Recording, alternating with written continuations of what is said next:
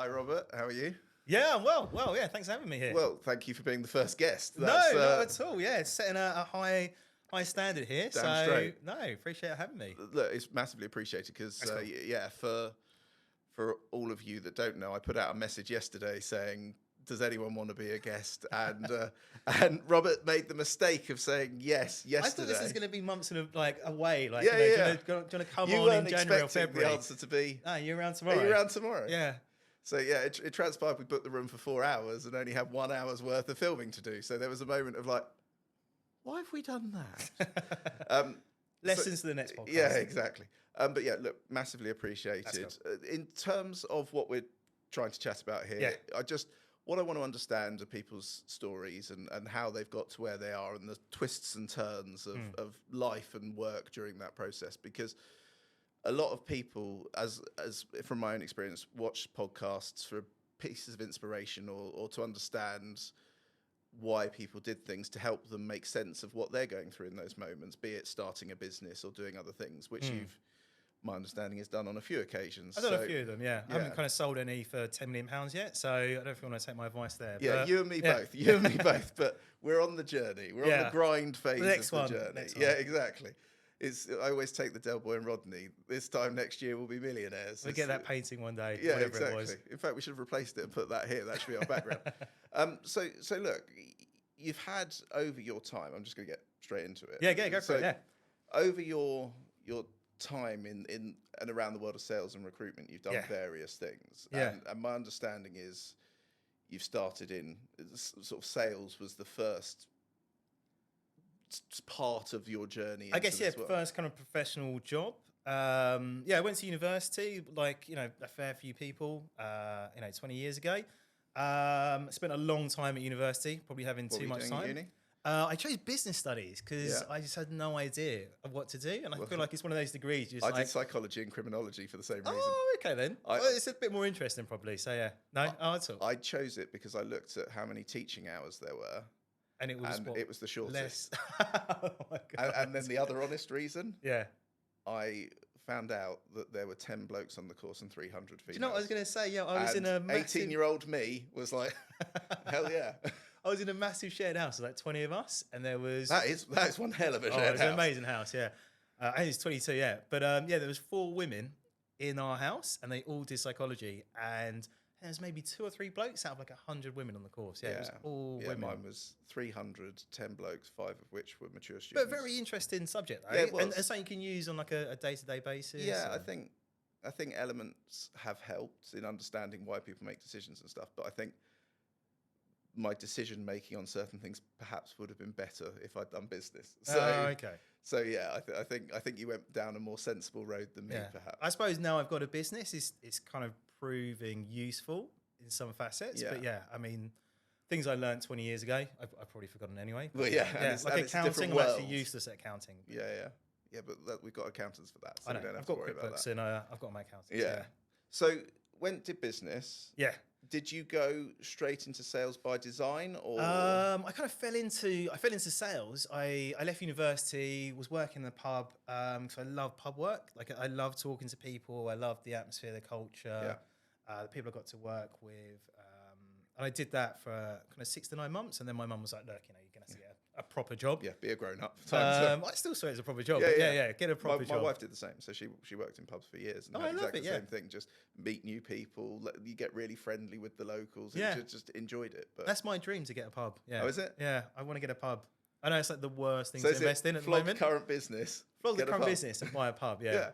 Yeah. You say it's the worst thing. A chap I knew that was a financial services guy bought a pub in a rundown local pub in a village called Wannish, turned it into a gastro pub, sold it for millions, in a couple of years. So you say it's a bad idea, but actually I think there's ways of doing it in a way that actually mean it becomes a viable, very sensible business that you can flog. And the chain bought it in the end and in truth ruined it. But I think the dream is a noble one. Yeah, thanks. Anyway, I ended up falling into sales. I think I applied for a bunch of jobs, like marketing jobs and things like that. And I applied for a sales job by accident, I think. And I went along to this interview, and I didn't really know what the interview was for, and they didn't really tell us. it was kind of like a group recruitment agency interview. Right. And then... Oh, what, like literally just 20 people turn up? And Yeah, it was like this massive kind of media recruitment like a real firm. shite version of X Factor. Yeah, and you're in a room with like 20 people.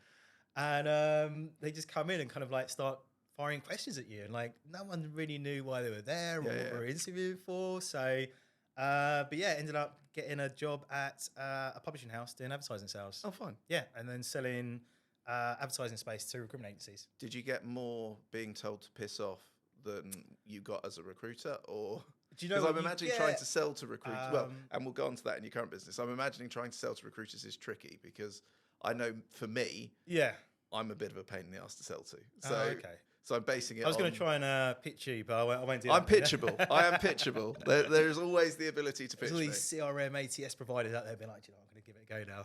Yeah. Well, most of them have. Most of them. But no, I think recruiters and salespeople are relatively easy to sell to. I think if you pitch them well, then salespeople like and enjoy that process. So I think if you kind of go in there, it's a good introduction. You can ask good questions. You challenge them. Yeah. I think salespeople like that kind of back and forth. So and I guess they get the process. Yeah, so they're doing the same thing. We know the game. Yeah, and I imagine that with some people has a degree of arrogance that comes with it, but with other people they go, look, if you do that first bit well, the door is now open. Yeah, I've opened up a little bit and we can have a conversation. Yeah. But no, I've had plenty of conversations where, recruitment agencies have shut you down. You're like, do you want some advertising space? No. Bugger off. And a lot of them are kind of like legal recruitment firms at the time. But yeah, that kind of stoked my interest in recruitment. So, we may well have spoken back then because... this would have been like 2006, so that 2007? Was around the time I probably pitched you then. Yeah, I probably pitched you. So, you're probably one of those horrible did. people. Well, no, I made me cry on the phone. I was young and enthusiastic at that point, so I would have been way nicer than I would be now. So yeah, but that's what I first went into, legal recruitment for a little agency down in Guildford. So that's I've to be honest, I've been very boring. Do you know what? I probably would have pitched them. To be honest, I think I pitched everyone in the country. So yeah. What was the company you're pitching for? It was a company called Wilmington Group or the Waterloo Group. I think they're still around. They had a bunch of kind of legal magazines. There's one called the Trainee Solicitor Group. They had there's like a barristers kind of chambers magazine or something, and just loads of kind of legal magazines and data and stuff like that. So that's so. At what point did it twig that you're like, right, I'm enjoying that. I'm doing did it go all right? Yeah, I was pretty good at it, surprisingly. Yeah, because I had a rocky kind of first 6 weeks, and then it just clicked, and I was one of the best salespeople there. Nice. I'm sure I have mates that will be like, no, Rob, he was shit. Rubbish. I was the best. Exactly. But it was there was like sales for like 40 people, and there's some amazing salespeople there. Honestly, like some of the guys there went on to Facebook, like part of the sales team at Facebook, the first team at Facebook. One of the girls was like part of the first sales team at Twitter, Financial Times. People started up their own kind of marketing agencies and stuff like that. So it was like a real kind of melting pot. It was a good incubator as well. It was some of the best people I possibly could have worked with, and I learned some amazing things from them. So yeah. And did they give you proper sales training? Because the sales training there was unbelievable. Yeah, you had kind of there was a sales trainer on the floor all the time. Permanently employed. Just dedicated to those kind of 40 salespeople, and she was there every day, and we do sales training, once a week. She'd be going around, listening to your phone calls. Nice. If you needed kind of help or something, you can just pull her over and be like, I'm struggling with this. Can you help out? She'd listen in. Absolutely amazing. I think she left the industry, and now she's got a restaurant in Devon, I think. So yeah, Curveball. She loves food, so that's what it was. So, in terms of selling to recruiters, what was that trigger point that was like, actually, I think I'm the wrong side of this fence. I want to be doing that. It sounded more interesting because you'd end up having conversations with them, and a couple of them ended up saying, "Look, have you thought about going into recruitment?" Yeah. And I was like, "No, this is my first sales job. I've got no idea about recruitment." We'd have some conversations about it, and it just sounded so much more interesting. The money sounded better. Yeah. What was your first ever base in recruitment? It was 20 basic. And then commission on top of that, and it was like a sliding scale commission from I think it's like 7.5% up to about 25% or something like that. Did a lot better than me. Okay. I think it was borderline modern That's slavery. kind of like, is that like the minimum wage? Or I think it was probably the minimum wage at the time. Wow. And it was, but the commission. They really believed in you, didn't they? Well, it was a family friend. Oh, so, okay. So yeah, I was Didn't even look after you. It was just like, no, minimum wage. He didn't give a shit. So I think it was more you want to come in, Yeah. start from the Learn bottom the and work your tools. way up. Yeah. But with no training, literally. Oh. I turned up first day and they didn't even know I was going to be there, and they literally just handed me this sort of wad of paper and went, "Off you go." There's a space in the corner. Yeah, exactly. We'll get you a desk in a couple of weeks. The manager was pissed off. He was sat there going, "I wasn't even told you were coming." Wow. And what made it worse, the guy didn't even want to know. Didn't want people to know we were family friends. The worst day. So, the worst first day at work. Yeah, I was literally just horrible. sat there. Nobody knew I knew would the have just owner. left in tears. Yeah, I'd had a failed business prior to that, so comparatively it was pretty minor.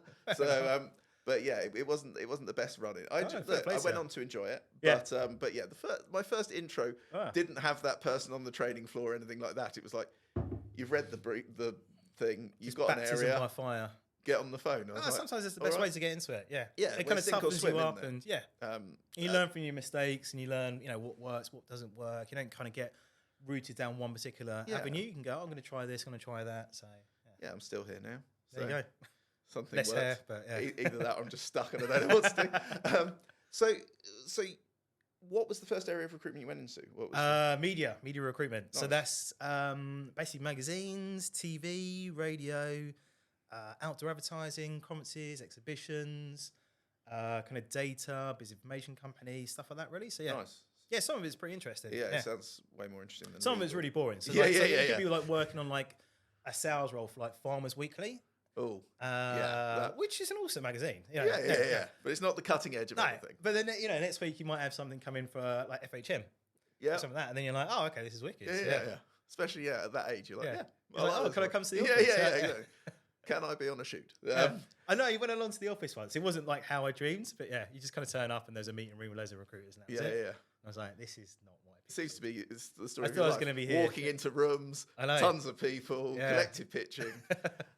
Fine. And look, you've moved from. You work for recruiters. Yeah. You've worked for yourself. Yeah. In recruitment, you've worked in-house in recruitment. Yeah. There aren't many people that have done all of those and lived to tell the tale. Most people that have I gone don't through have any those hair things, now, so I've lost most of my hair because of it. Yeah, but it looks like you're similar to me. You've made a choice to a degree. There is still hair there. Yeah. The number During of people that call lockdown, me bald, I'm like, my wife was shaving the hair and she was like, you're losing it. And I was like, you know what, I've just got to get rid of it. So, yeah. My wife's telling me that, but I've had this haircut since I was about 17, so I'll just stick with it. Low maintenance. It suits you. That's the way to go. Yeah. And also the greys grow different, so just keep them gone. That's the when one thing recruitment's money, done. I'm going to go to Harley Street around the corner, to be honest, and get it done properly. Get the hair transplant. Yeah. Go old disgracefully. I don't know. I realised I used to think I was good looking, and I lost my hair, and I realised I wasn't actually good looking. It was just the hair. So now I want to get the hair back. Yeah. So I can be semi-good looking at least. Yeah, I never thought I was good looking, so that's the benefit of the situation. I just arrogant, egotistical salesperson. Yeah, I think I'm probably arrogant and egotistical. You're good looking. It's just about other things. Are you fishing for compliments? Well, let's go on a date. Let's I'm married, so so am I. I don't have the ring on. So fine. So what out of the three different varieties? Yeah. So agency, in-house, and doing your own thing. Which would you say was the moment you learnt the most? And I don't necessarily mean just about recruitment, but what was the thing that shaped you? Because of course you've moved not away from recruitment, you're still in that world, but you've moved into something else that we'll go into shortly. But which sort of fueled that fire the most? I think all of. I don't know if I could put my finger on one particular role or one particular company that... Is it sort of an evolution? It's an evolution, yeah, to kind of cop out of this question. Yeah. But there's various things. I've probably learnt more at certain companies than I have at other companies. Some companies I've gone into and I haven't particularly learnt a lot, and I've been like, you know what, like I'm not. Yeah, this isn't for me. I'm not really going to grow here. I don't feel challenged. And I've moved on relatively quickly from those kind of roles. But yeah, one of my kind of in-house roles, I worked at like a major kind of media company, like a huge kind of media company. Did you move from the media recruitment into that? So I went to work for I shut down my recruitment agency, went and worked for one of my clients for a few months, and It just wasn't for me. Like, lovely bunch of people, do some great magazines and stuff like that, but it just wasn't. It was their first kind of in-house role, and I was kind of setting everything up for them. Fine. It's a very different game. Yeah, and I had a conversation with this kind of major media group before going into that company, and they got back in touch with me and said, look, do you want to come along and join us? And I was like, I can't really turn it down. Like, the commute was amazing, and like, there's some amazing brands, and like, it's the kind of company that it's easy to sell. Yeah. Like, people want to be there. People want to be there. I'm imagining it's like being an internal recruiter at Google before about a year ago. It's basically like that in media. So you just phone people up and they're like, oh, okay, I'll give you 15 minutes. So I kind of enjoyed that. And there I learned, in like my first couple of weeks there, my boss got me to work on a job spec. She was like, oh, look, here's a job spec. Can you just work on this? Make it attractive. Yeah, I kind of rewrote it, and we used all this kind of we're using kind of software before it kind of really kind of cropped up. You know, it's like 2018, 2019, kind of gender balancing kind of words and stuff like that. That's very early on for that because I've seen it kind of crop up in the last few years, but I think I'd never heard of it before to that point. So I think we were, and the company that we were using, they were kind of doing free trials, and now they charge an absolute fortune. So, but I think I ended up spending like a week or two just writing this job spec. Just a whole week, rewriting it. And they were just happy to put time aside for that. Just like, we want this to be perfect. You wouldn't get away with that in an agency environment. No. It's just been like, you got 10 minutes. Sent that to 40,000 people already? Put that into chat GPT. Yeah, exactly. Just send it out. Yeah. I'm sure there's people out there like Mitch Sullivan would probably kill you for that. But no. And I kind of learned, it's just like, do you know what? You have to kind of reiterate these things and go back to it and leave it for a bit of time. And you think you've, done something really good, but leave it for a day or so, go back to it, try and rewrite it, try and change parts of it, and learn a lot from things like that. So, it's kind of a long-winded way of saying that. That's fine. Anyway. An answer's an answer. We'll take it. So, effectively leading me on to today and what you're doing. So, what made you pivot that? I'm going to call it the final pivot on the basis that... there's still the pub. I've got a... Well, sorry, I forgot. Dream. Yeah, there is a pub. There is a pub. So, ignoring the pub for the purposes of this conversation, we can get onto why the pub's the dream. I've still got 30 years left, so who fine. knows? In terms of like going from recruitment to the website side of it, were you literally just sat there looking at sites going, these are shit? So recruitment agency, not everyone's recruitment agency website's bad, but a lot of them. I'd say 80% of them are pretty dire. How many of them have just gone on Shutterstock and found the same grey-haired man shaking a hand across a board table? Like there's a lot of that sort of stuff. And when you kind of, as a web developer, you go for a lot of these kind of stock photo libraries, and there's certain photos you always see kind of crop up. So there's a lot that kind of use it. I do that as well. I think, if you've got a website, you should kind of get a photographer to take photos for you and put those up. I think it kind of reflects your brand, your culture, makes you unique, kind of shows people your company, your offices, your team and stuff like that. So I think that's an investment you should make, and it's probably a few £100s to get a photographer for a day. So it's your shop front. That's the thing that a lot of people seem to forget with websites, and correct me if I'm completely wrong, because I'm by no means clued up on the world of web.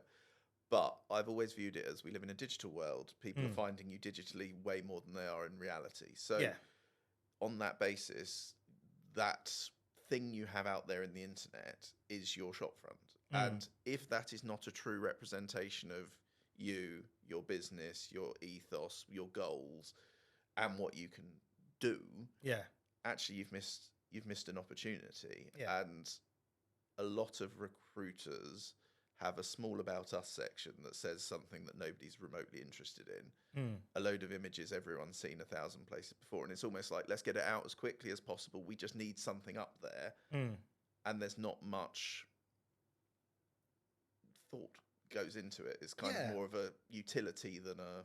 I think it's something you should really invest time and obviously bias, but money as well. But no, I think it kind of pays dividends. So when I had my recruitment agency, I started off with kind of a template website.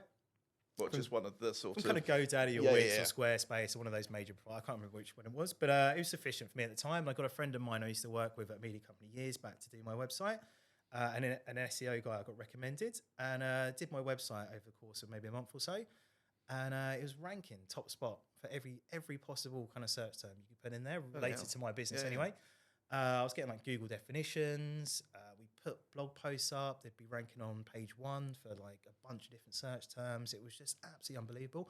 And the amount of business we got from the website. Or just because people were finding Yeah, yeah. They just type in, media recruitment firm London, media recruitment firm Soho, media recruitment firm UK, whatever it may Well, be. you were just And coming you're up. always top spot, top spot, top spot. And yeah, HR managers or hiring managers would just be like, oh, okay, these guys are the top spot. Yeah, we need They something. must be good. There we go. They obviously didn't know it was me. Yeah, it's me and a couple of people. But yeah. So you'd always get phone calls. Oh yeah, came across your website, candidates, clients, and I'd probably spent $5-6 grand on that website, but easily made 10 times that back. But the thing is, as I'm sure you probably say in your pitch, it's only 1 or 2 placements, and then you've paid for it. Oh yeah, it's paid for it. Yeah. And I, as well, we follow each other on LinkedIn and comment on each other's stuff. So you see what I'm up to. I invest very heavily in the personal branding. I know it really works well, and you're kind of very true to that kind of personality. So yeah, and it comes across on LinkedIn. Just trying to be real. But my website, in many ways, is a shit show. Do you know what? You say this, but then I urge everyone to look at the website. I won't kind of plug it for you, but no, I thought it was good. I thought it kind of reflected the brand well.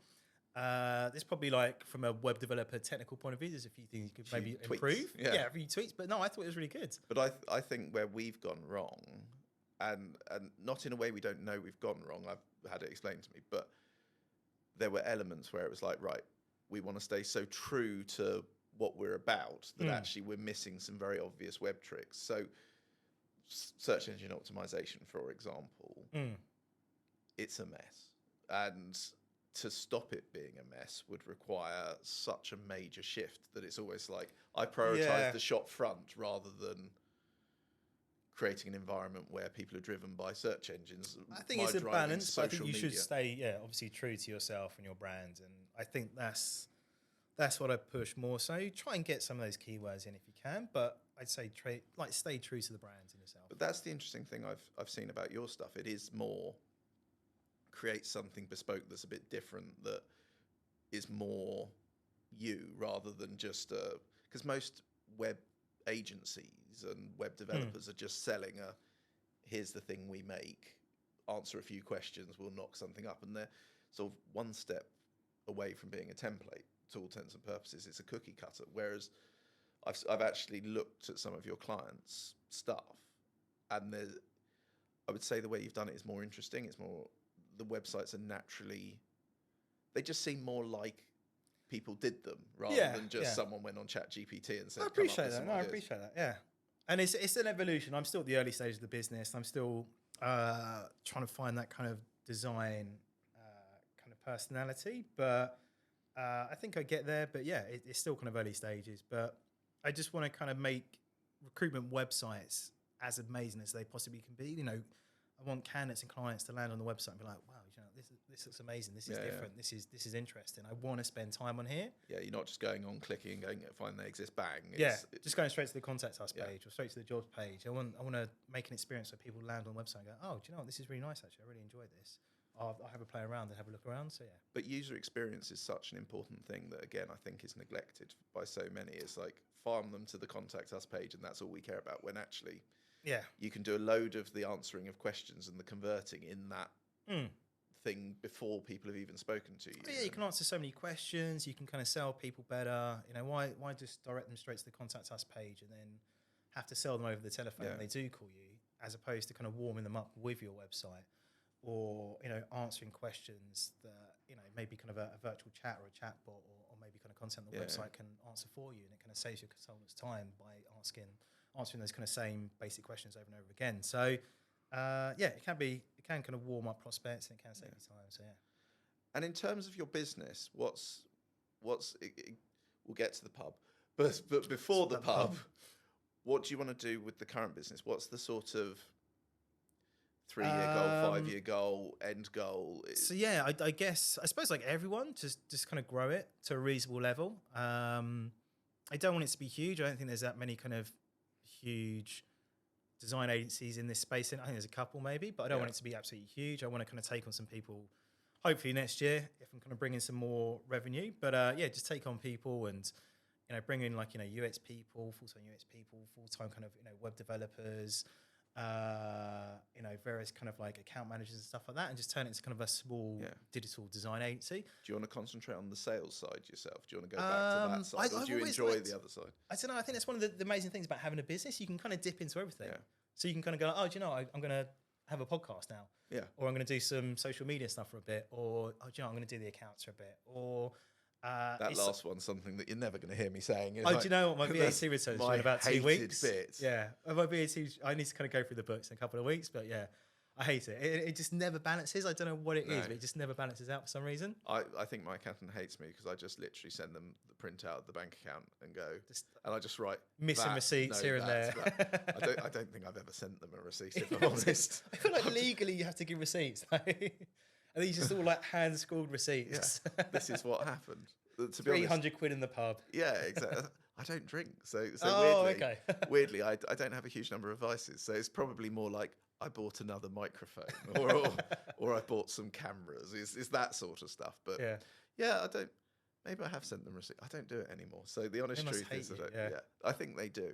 I think they're making it increasingly obvious that they're not a big fan of the way I want to do work. Just raising the rates slowly. But the chap who owns it used to be my neighbour. So so yeah, I think they're a bit more stuck than perhaps they. Oh, so he's not your neighbour anymore. So he physically moved house to escape you. Well, yeah, it was a very, very small flat and got married and had kids and stuff. So we're talking about a sort of our first shared ownership flat that was roughly the same size as this room. So it's quite big for London, actually. Well, no, so it wasn't London. It was in a little village called East Horsley, where we were the only people in flats. Everyone else is in like these palatial houses, and we were literally looking down on you lonely peons. So where we lived, they would have like garden parties in the estate. Did you get invited? No. So we were the back. So we'd have to drive all the way past all of these people, and they're having their party. And if you'd even engage, it was like they'd just turn their backs and shun you.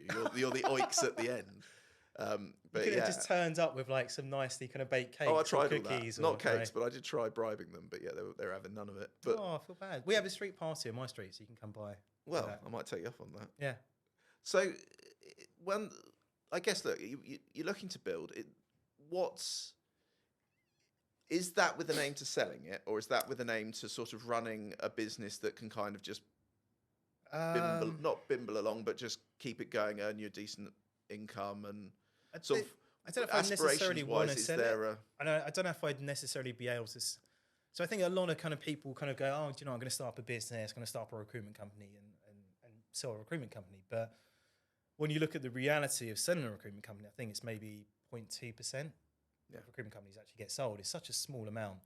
And probably the same with my business as well. It's such a small amount of companies that I suppose I could sell it to a larger advertising agency or something like that. Somebody wants your client base. And yeah. So there's probably, so there are a few kind of large advertising agencies out there that I suppose you could potentially sell it to. That's not in my mind. Because I guess you could sell it as a recruitment division, couldn't you? Yeah. I suppose, yeah. Or they could have like a property division, be like, you know what, you wouldn't mind doing kind of recruitment as well. I'm just having 2 really bad recession. Yeah. Yeah. The 2 areas that are definitely when everything's gone down. Maybe something that kind of balances it out. I don't know. Maybe they've got a pharmaceutical. Legal. Legal's always good. Legal. Everyone goes, legal goes down. It's like, no, it doesn't. Because if the world is collapsing, more people are litigating. And more people are getting divorced and more people are having employment disputes. Yeah, divorces actually, During the recession, divorces always go up, don't they? Yeah. Well, COVID did that quite a big favour. I think the more people... It's always Christmas and New Year. Christmas and New Year and the summer holidays where people spend time together and they're like, My wife used to work at a law firm and she used to say, the divorces would go up in January. Yeah, January and September, I think, are statistically when people are like, nah, I'm not spending more time with this idiot. I just realised this is horrible. Yes, exactly. Spending 2 weeks with you is horrible. Yeah. So no, I'm done. Not going to do that anymore. So how does pub, seemingly the most important life goal there is in this little it makes you sound like a total alcoholic, to be honest. Well, and I'm not even drinking that much at the moment. Side of it. You're I suppose you're taking advantage of the people. So I only drink maybe once or twice a week now. So my mum was brought up in pubs. So when I was a kid, my mum's parents were publicans. So because of that, I was around alcohol from a very young age. So when all of the sort of teenagers get excited about alcohol, I didn't find it that exciting. It's kind of that French culture. You kind of grow up with it and you're like, exactly. I'm just used to it. Yeah, and I don't enjoy it. I prefer a Coke Zero, to be honest. So so just stick with that and be able to drive anywhere. But so Is the dream London pub or pub in the countryside? I think I'd probably, so my partner's Irish, so I think Fine. we'd move to Ireland. Yeah. And maybe start up a little pub there. I'd love to do that. That'd be amazing. Is that because of a fan of Guinness? Is that? Do you know what? I like Guinness, but no, there's a couple of, there's one over there. What's it called? It's like it's like red kind of pale ale. I think it's called like Chieftain or something like that. Right. But no, I really love that. Yeah. But I love the Guinness as well. The Guinness over there is good, but yeah. So it's very different to the Guinness here. So what makes you want to move there? Just quality of life? Quality of life, yeah. I've grown up in London, 40 years, 41 years in London. Like, whole I just life. I can't do it anymore. Like it's just very busy. It gets you. And I think when you're older and you've got kids, I've got a daughter now. How old? She is 6.5. Going on 17. So she's you know what? Yeah, it's really is weird. My daughter's 7. Yeah. Going on 17. I know, it's really weird. I just thought it'd be really nice at this time. Yeah, I thought like when they hit 13, then obviously turning into a teenager is awful. But no, she's recently though, she has mellowed out. Hopefully she doesn't watch this, but if she does, something's gone a bit weird. She's got real niche YouTube habits. Oh, That's what it is. No, she's always on YouTube Kids, but yeah, hopefully she's going to go onto YouTube Kids. Yeah. But yeah, no, she went for this like teenager phase for like a year or so, and she was like throwing tantrums and stuff like that. It was really peculiar. Yeah, I'm at that stage now. It's so weird. Very familiar with that little cute angel. How many have you got then? Just one? I've got 2. So I've got a 3-year-old boy and a 7-year-old girl. Oh, good mix. It's the dream. Yeah, completed the game. 2.4 children. No more. Done. Game complete. Yeah, that's it. Are you going to have more? Get the snip. Yeah, I think I have to. Yeah. Right. I think I have to. My wife's Irish Catholic and she wants more and she's younger than me anyway. So I kind of feel like I'm running out of energy. But yeah. And I feel bad as well for my daughter. I've been like, oh, this and that. And, you know, no offense, but yeah, like, you know, lone children always turn out weird, in my opinion. So, yeah, I kind of need to have someone else. We've all gone through school going, I think they're an only child. That's an only child, yeah, definitely. Yeah. One of my best mates is an only child. He's a bit weird. So. To be fair, I've got a sister and I'm a bit weird. So I think work. weirdness just carries through. Sometimes you're just weird. Yeah, you just choose an odd path in life. And so, in terms of plans, is there a timescale for this, or is it just when you're ready? Just as it progresses, could you do what you're doing? I could see the business anywhere. Yeah, I could focus on recruitment agencies in Ireland quite easily. And there's a lot. Yeah, there's a lot of obviously, yeah, got so many tech companies in Dublin. Yeah. There's so many recruitment companies around that. So yeah, I could quite easily just focus on the Irish market, and I don't think anyone's even tapping up the Irish market at the moment. No, I wouldn't have thought so. Hopefully, no one watches this now. Yeah. Brilliant. First mover advantage now gone. So no, I could quite easily move over there and just do that, and still pitch, you know, companies in the UK. But I think just be nicer there. Just, you know, just a slower pace of life. The air's better. People are nicer. Like, people are really nice. You go over there, like, people just say hello to you. Like, they don't even know you. They just say hello to you. I find that everywhere I go in the world that isn't London. Yeah. Well, the south of England. Yeah. You go places and you're like, people actually say hello and yeah. I find it peculiar. How are you? Like, I went to Limerick for the first time and like people just walking by and saying hello, and I was like, I don't know you. Why are you saying hello? Like, I've got friends in London that would see me and like walk away from me and wouldn't say hello. Yeah, so. Yeah, it's so different being brought up in that London kind of mindset. Everyone's kind of got to get somewhere as soon as possible, and you kind of go over there, and it's just so much nicer. Nicer pace. Yeah, I could see. I've been saying to my wife increasingly that I would love to do the same, but for me, it's probably the Middle East. Come and join us, be neighbours. Well, so her dad is half Irish, but yeah, he's doesn't talk about the Irish side at all. Oh, okay. So I've only been once to watch rugby, and so I know very, very little about Ireland at all. Is she Northern Irish or Southern Irish? Oh, I was going to say proper. She's Southern Irish. Yeah, proper Irish can get you in a lot. No, she's Southern Irish. No, she'd say that. But yeah, so we've got Anna who works for us, who's Northern Irish, and I interviewed somebody else recently, and they were like, "Oh, I'm Irish." And I went, "Oh, I've got someone who's Irish." And they literally just turned on a video call, went, "They're not fucking Irish." Yeah. I was like, "What?" I was like, "Oh, okay." And then I said to Anna, I was like, "Yeah, I've had a really awkward thing." She went, "I'm not surprised. Do you not remember what happened?" I'm like, "Okay, right, yeah, fine." Yeah, there's a big thing called the Troubles, you know, during the 80s and the previous 100 years. But up to that point, I had no idea. Like, of course, knew about everything that had gone on, but I don't think you really kind of get taught it that much in school. But yeah, when you kind of go into the history, and I've obviously gone into the history now. Yeah. But yeah, I mean, I'm half English, half my dad's Pakistani. But yeah, the English people weren't nice at all. No. To put it kind kind of. Well, it blunt thing, doesn't. but You saying that doesn't surprise me because I went to an international school, Oh, okay. and a lot of my friends are like, yeah, living as somebody who is considered different in certain areas of the world is not necessarily a pleasant experience. Yeah. People can be pretty fucking horrible, and yeah, I guess it's one of the things that because I went to an international school, I sort of had a rose tinted view of it, and then all of a sudden we all become adults. They go out into the world, and it's like some of the things that Indian friends or Arabic friends or like a Cameroonian guy that I'm very friendly with, some of the stuff that they've experienced in just normal life is just You just gotta get bizarre. Sadly, get used to it, but Yeah, but it's one of those things that I've always believed that we're in a world where we shouldn't have to get used to that stuff. Like idiots should understand they're idiots and shut the fuck up. Yeah, and I'd love that to change, and hopefully over time it does. But I mean, as you can see at the moment, like that's well, the world's going the opposite direction. At the moment, it seems. You're getting far right people elected. You're getting various wars cropping up, and it's just a bit of a mess. Yeah. Hence, Ireland is becoming an increasingly attractive prospect. Yeah, lovely. Do you know what? Yeah, it's amazing infrastructure over there. There's the medical system, everything. I think because they've got all the tax money coming in from the companies. Yeah. Well, because it's notionally cheaper for tax, isn't it? But they're still getting it's like 19% or something like that. Fine. So they save that. But when you're like Google, you're obviously saving billions of pounds doing that. Like I think I saw a story the other day. They found like an extra €5 billion lying around. Like they paid for everything. Found it. Yeah, they were like, oh, we just found like €5 billion. And I'm like, oh, okay, we can just spend this more on like more hospitals or stuff like that. Then it was just like, as opposed to being in England where they're like, oh, we're in deficit, we're like £100 billion. Can't find a penny. Yeah, we pick up your rubbish once a month now. Yeah.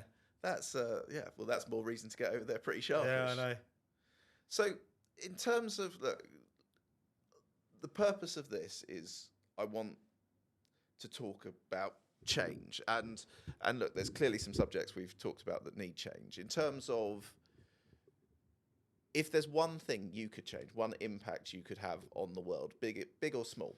We're going deep quickly. I know, I wasn't ready for this one. Yeah, well, it's kind of very light-hearted. Catch you off guard. Look, I'm a light-hearted guy, but I think everyone in life has a moment where they're like, if I could change one thing, this is what I would change. And for me, part of what I want this to be is an opportunity for people to talk about those sorts of things. And look, if it's too deep and you go, oh, Alex, no, I happily do. No, I'm very bad at just saying the wrong things, to be honest. You can say the wrong things because I'm very honest. So. Yeah, but I am equally honest. Yeah, and I'm not massively concerned about ramifications. So you can say what you like. You can't cancel someone on their first go. I would say I think there's a lot of good things that can come out of religion. Yeah. But I think some people maybe misinterpret it, and I think if religion focused more on just being kind to one another, as opposed to all the other rules. And all the other separation and differences, I think I'd change that. I don't think that's that religion controversial in some way, but yeah. I don't think that's that controversial. I know there's a lot of people that obviously have their religions very close to their heart. They wouldn't want to kind of... I think if your religion pushes you to do better and be nicer to people, I'm all for that. Well, I think inherently when you kind of turn that's into what they're meant to separated, be. then yeah. I've weirdly, so my dad did the Bachelor of Divinity, which is like the degree in religions. Oh, okay. And so as a kid, we were quite exposed to it. I think he wanted to be a priest at some point, but didn't for whatever reason. Degree in like sort of what theology? And yeah. It was, I think it was called the Bachelor in Divinity, so the divine, so about gods and all that sort of stuff. That's a very niche degree. Yeah, I don't really know why I did it. He met my godfather, who is a priest, so I think that's one positive that came out of it. But look, I'm not a religious guy, but I agree with what you're saying wholeheartedly. I think these things are not set up to cause division. They're set up to make people have a sense of belonging, but also make people inherently good people. And the theological message carried through every religion is one of, let's be good, let's be nice, let's honor thy neighbor, all of that sort of stuff. Yeah. And yeah, I think there's an element of that getting lost in interpretation. And to deflect from mine, then, what would yours be? Just so mine's not so bad then. stop being dicks to each other. It's the honest. So it's not just. Is that your slogan? No. So well, it was going to be not all recruiters are dicks, but then I realised that if we just stick the word dicks in a title, we'll probably get banned by everything. Yes. Whereas so that's why it's become we've used a dick instead and CEOs, because we're not just going to be speaking to people in recruitment. So yeah. But yeah, so we don't get hopefully caught in moderation quite so much, because it's my name. I can't change my name. Well, I can, but I'm not going. You shouldn't have to. So yeah, I believe that a lot of people go through life quite selfishly, and actually, if everyone put themselves in the person that they're dealing with shoes, in most situations, that would change perhaps how they did things. Yeah. And so to me, that covers everything, not just. Well, anything you can think of. I just think if we all went through lives rather than going, right, I'm just going to do things for the benefit of me and fuck everyone else. Yeah.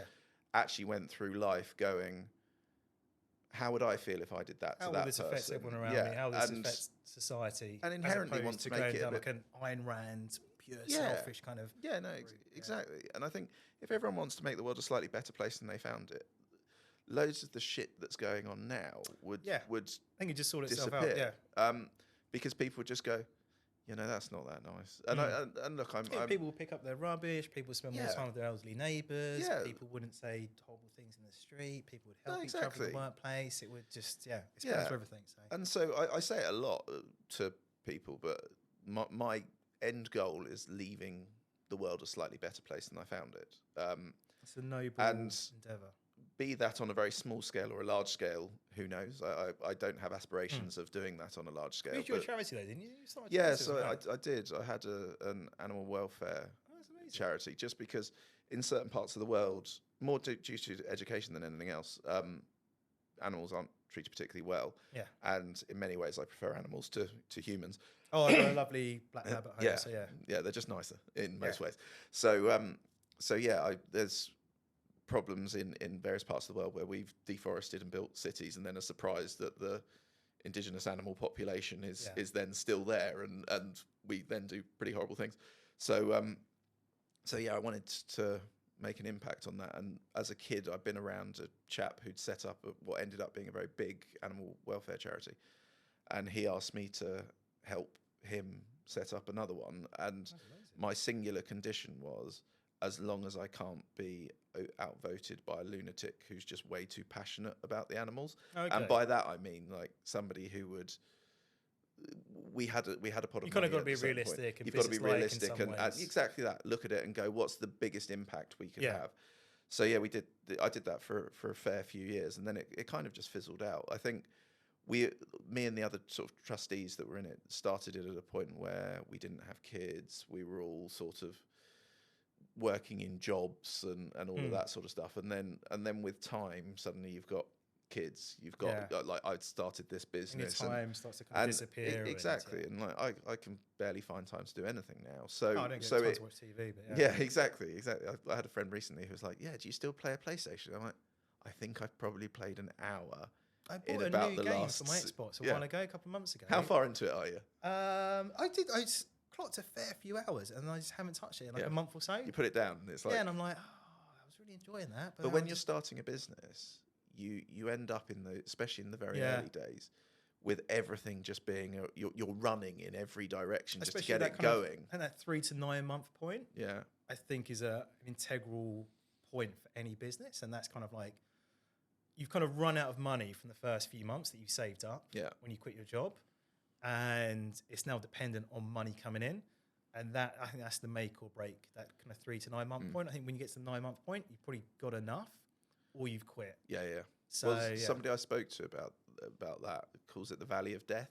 Oh, and there's various valleys of death where things could be going well, but you don't realise you're hurtling down a hill with an inability to get back up the other side. And look, speaking from experience, I've now got 15, 16 people. There are many more moments like that through the journey. I think everyone views success as this straight line to success, but it's always ups and downs and phenomenally stressful. And the early days are the most exciting. Oh, they're definitely exciting. They're the most fun, but they're the most stressful. There's been many times where I haven't been able to get to sleep and stuff like that because you're constantly thinking about work and you're just lying there for 2 hours. So. Yeah, well, I still get that now, to be honest. So lovely for anyone looking to start their own business. But I try and be honest. The thing is, there's so many people out there that are like, yeah, you run a business, you're automatically successful, everything's marvelous. Yeah. And I don't want to be that human. I don't want to be there sort of painting a rose-tinted view of everything, because it is tough. There are, tough. of course, you can get to that huge position positives. Where, And when I've had my businesses before, it's been, there are some amazing positives. Yeah, holidays and foods, or you look at your bank account, or you don't think about money. Yeah. But then there's plenty of kind of downsides as well. And when it does go wrong, it's awful. So, oh yeah, and it's all consuming, because it's like, it's your whole personality. Well, it's your your whole personality. life based on this. It's part of your family. It's your baby. And yeah, I've always and well, you've seen the content. I've always tried to paint a real view. I've never been one. That's why I like some real content. Yeah, it's honest. Yeah. I've never been one for it's all fucking marvelous and everything's great, because there are moments that are marvelous and there are moments that are great, and the more we do it, the more of those moments there are. Yeah. But there are terrible moments as well, and ridiculous levels of stress, and the more people you employ, that multiplies that by multiple times. Yeah, you kind of think it would get easier, but it probably just goes the opposite way. I'm sure at a certain point, I think that's actually how the Valley of Death conversation came about, because the chap was saying that he's a coach, and he was saying that that's exactly it. You think mentally it's always going to get better, and often it will, but the journey of it getting better doesn't mean it's not going to be a stressful one, and you have to reflect on your successes a lot of the time to carry you through those moments of toughness. And we've both spoken about it. For me, I hired badly on a number of occasions. I've done that as well, yeah. And it's very hard hiring recruiters. Yeah. Well, it's because they might be good at selling themselves but terrible at recruitment is what I've often found. But then there's so many different personality types, and I've worked with some amazing recruiters who are very quiet. Yeah. And it's very kind of very kind of consultative, but kind of keeps to themselves and put their heads down and kind of just get on with the work. And I've worked with some amazing recruiters that are really loud and bolshy and kind of overshadow everyone else. There's not a particular personality type you kind of stick to. I don't know what it is exactly, but the magic potion. Some kind of matrix of like personality types mixed together. I think it's where the big companies. That's why they use that cookie cutter approach of let's make everyone do it this way, because they're like, that works. People will either like doing it or not. Let's just keep doing it. This is how we're going to make the biggest kind of profit margin. I'm just not interested in that. No, I like hiring loads. Although who knows, when you get to like 200 people, maybe you're going to go down that route. But I don't think I will. Okay. So my aim is to get to about 350 recruiters. That's the goal. So like one of like the top kind of 1% or whatever. Yeah. Well, I built another business with some other people to being quite large. So I'm used to the scaling bit. But is that all going to be kind of self-funded, or will you get to the point where you kind of look I'm already outside? Invested in. Oh, okay. So you've had angels. So I've my chairman invested in the business. Oh, okay. So, and would you go down that route of kind of? Could you go down that route of recruitment business of kind of like an ABC kind of seed funding kind of thing, or is that? The hope is I won't need to. Okay. So we get to a point where they just start. You can just invest the profits back. So what I was originally doing is I was growing with no sense of profit. I was just like, money's coming in, I can fund it. Let's just go for it, because I was billing quite a lot. Foolish, like, don't get me wrong. It was someone told me I couldn't do it, and it was a touch of arrogance came in. I was just like, man, sounds like a challenge. I'm just going to do this thing. Go then. I'm going to spite you. And hired some people who are very nice people, but just shouldn't work in an environment like ours. Yeah.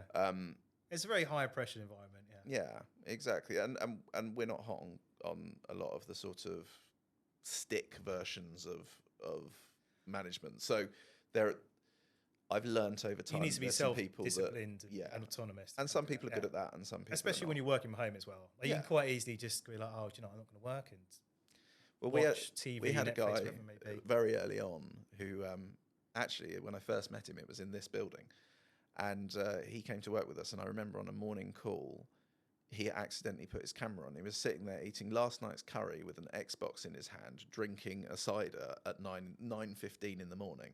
What? And I was like, what? Like, part of me is like, what a legend, and the other part's like, that is horrific. Yeah, well, he didn't last very long, I think is the best way of describing it. I remember I was on holiday. I kind of wondered, did he carry on through the night drinking, or did he wake up and then be like, I'm going to have a can? I never knew the answer to that. Oh, but when we wanted to speak to him about these things, he didn't turn up for the call.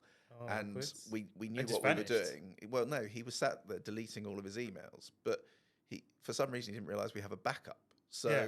he was just deleting things, which made it obvious the things we should be looking at. So it was just a bit daft. But yeah, he did very, very little. But it was a recommendation from one of the other recruiters, so it was a bit of a Awkward one. yeah, it was a bit awkward, but never mind. Yeah. So look, we've curveballed to something deep at the end. Yeah, no, it's interesting. Thanks for putting me on the spot there. But yeah, it's just, to be honest, my brain's just a bit scatty, so it's just No, how it's good. No, I think that's how the my best brain goes. conversations. You kind of jump around between things. Yeah, I just want organic conversations. Yeah. I'm not great at massive Going down one particular line. Here is a script. We're going to follow that. Would have been easier for me, but it's okay. Nah, put you on the spot. You only decided to do it yesterday. Sweating, just the lights and this, yeah. But look, genuinely, thank you very much for coming on. I loved coming in. It's been amazing. And yeah, look, we'll share bits so you can have a boring day anyway. So no, it's going to perk me up. Now you and get go to out for come. lunch now in get Soho. to go out so for lunch, have some fun. Yeah. But look, special. genuinely, thank you for coming. Thank you for being our first. We will get you on when we're way more professional at it and everything as well. And your business at that point will be 5 times the size. That's what we're going to aim for. Fingers crossed. But yeah, thank you very much. All right. Thanks a lot.